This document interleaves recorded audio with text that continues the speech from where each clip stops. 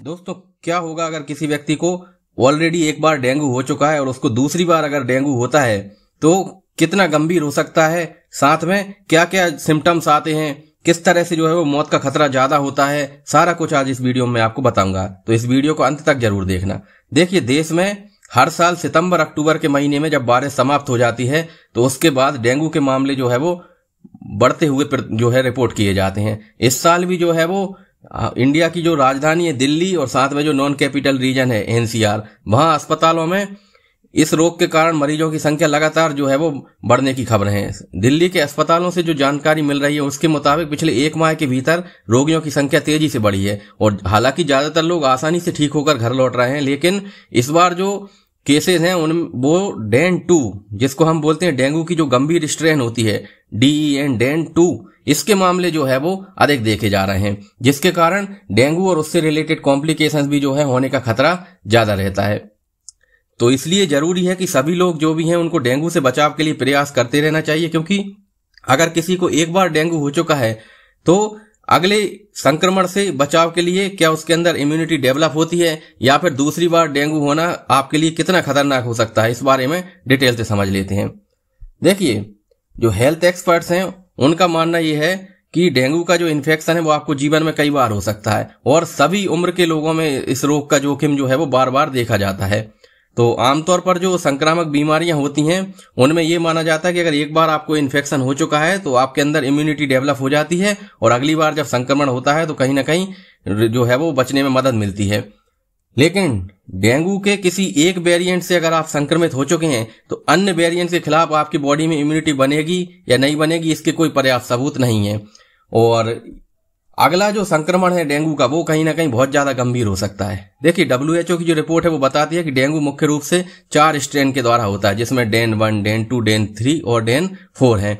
हालांकि ये जो चारों जो सीरोटाइप हैं ये एंटीजेनिक रूप से समान है। उनमें से किसी एक द्वारा इन्फेक्शन होता है तो कुछ महीने के लिए क्रॉस प्रोटेक्शन जो है वो मिल जाता है, लेकिन किसी एक सीरोटाइप के द्वारा अगर आपको इन्फेक्शन हो चुका है और दूसरी बार किसी अन्य सीरोटाइप के द्वारा इन्फेक्शन होता है तो अपेक्षाकृत बहुत ज्यादा जो है वो गंभीर ये हो सकता है और जान का खतरा भी कहीं ना कहीं बना रहता है। यानी कि डेंगू का हर बार जो अगला संक्रमण होगा वो कहीं ना कहीं ज्यादा गंभीर रूप ले सकता है। और डेंगू के जो दोबारा संक्रमण का जो है जोखिम है उसके बारे में देख लेते हैं। देखिए, दूसरी बार डेंगू का संक्रमण होने का खतरा काफी आम है। हालांकि दूसरी बार जब संक्रमण की स्थिति होती है तो जो क्लिनिकल प्रेजेंटेशन होता है यानी जो सिम्टम्स होते हैं वो कुछ अलग तरह के देखने को मिल सकते हैं और साथ में मच्छर काटने के अगले 5 दिनों के भीतर ही जो है वो रोग की स्थिति बहुत ज्यादा गंभीर हो सकती है। और हेल्थ एक्सपर्ट जो बताते हैं उसमें जो है वो गंभीर मामले में जो है वो dengue, haemorrhagic fever, internal bleeding जैसी समस्याएं जो है वो हो सकती हैं और अगर समय पर इलाज नहीं मिलता है तो स्थिति जो है वो कहीं ना कहीं जानलेवा साबित हो सकती है। इसलिए जो है डेंगू से बचाव के लिए लगातार उपाय करते रहने चाहिए और दूसरी बार डेंगू ना हो इसके लिए जो है खास तौर पे जो है वो प्रयास करने चाहिए।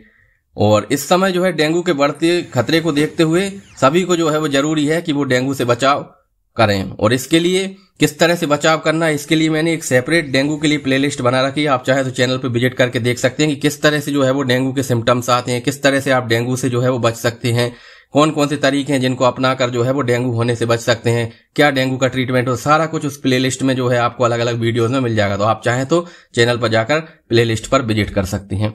तो मच्छरों से जो है बचने के लिए हमें क्या करना चाहिए कि जहां पर भी घर में पानी इकट्ठा हो रहा है, जैसे कि कूलर होते हैं, कूलर का पानी बदलते रहना चाहिए। आसपास कहीं पानी जो है भरा हुआ है और वहां पर लग रहा है कि लार्वा डेवलप हो सकते हैं डेंगू का, तो वहां पर जो है वो कीटनाशक का स्प्रे करना चाहिए। साथ में मच्छर के काटने से बचाव के लिए जो नेट्स आते हैं उनका प्रयोग करना चाहिए। और सबसे मुख्य चीज है कि शरीर की जो इम्यूनिटी है, रोग प्रतिरोधक क्षमता है, उसको बढ़ाने के लिए प्रयास करते रहना चाहिए, क्योंकि जिन लोगों की इम्यूनिटी कमजोर होती है उनमें गंभीर रोग जो है वो होने का खतरा ज्यादा होता है। यानी कि डेंगू की जो गंभीर स्थिति जिसे हम डेंगू हेमरेजिक फीवर बोलते हैं, प्लेटलेट कम होने से जो स्थिति डेवलप होती है वो उन लोगों में ज्यादा होती है जिनकी इम्यूनिटी कमजोर होती है। साथ में कुछ विटामिन जैसे कि विटामिन B12, फॉलिक एसिड, इनकी कमी से भी जो है वो डेंगू के गंभीर मामले हो सकते हैं। तो इसलिए सभी को जो है बचाव करते रहने की जरूरत है। उम्मीद है वीडियो आपको पसंद आएगा। वीडियो को लाइक कर दे, चैनल को सब्सक्राइब कर ले।